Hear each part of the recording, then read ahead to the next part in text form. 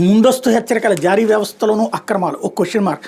వైకాపా హయాంలో విపత్తు నిర్వహణలోనూ కాసుల వేట, ఈడబ్ల్యూడిఎస్ కేంద్రాల ఏర్పాట్లో నిర్లక్ష్యం, చాలా చోట్ల పరికరాలమైన నిర్వహణకు నీళ్లు, సమగ్ర విచారణకు ఆదేశించిన ప్రభుత్వం. రాష్ట్రంలో ముందస్తు హెచ్చరికల ప్రకటనల జారీ వ్యవస్థ, ఎర్లీ వార్నింగ్ డిసెన్సిషన్ సిస్టమ్, ఈడబ్ల్యూడిఎస్పై సమగ్ర విచారణకు ప్రభుత్వం ఆదేశించి దీన్ని పూర్తి స్థాయిలో ఏర్పాటు చేసి ఒప్పందం మేరకు నిర్వహించే వరకు కాంట్రాక్టర్కు బిల్లులు చెల్లించొద్దని సూచించింది. విపత్తు నివారణలో కీలకమైన ఈ వ్యవస్థకు సంబంధించిన వైకాపా హయాంలో అక్రమాలు చోటు చేసుకుని 87.9 కోట్ల ప్రపంచ బ్యాంక్ నిధులతో చేపట్టిన ఈడబ్ల్యూడిఎస్ ప్రాజెక్టులో మొత్తం 255 చోట్ల ఉపగ్రహ ఆధారిత కమ్యూనికేషన్ వ్యవస్థ, వైర్లెస్ నెట్వర్క్, సైరన్లు, టెలికాం మెసేజింగ్ ఏర్పాట్లు చేయాలి. ఇంకా 25 చోట్ల పనులే చేయలేదు.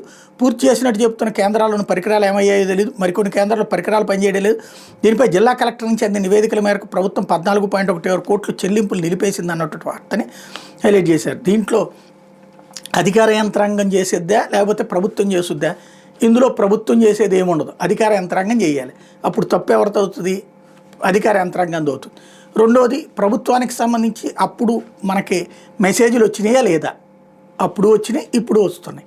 ఏముంది తేడా అంటే ఇక్కడ చివరిలో ఒక క్వశ్చన్ మార్క్ పెడతారు.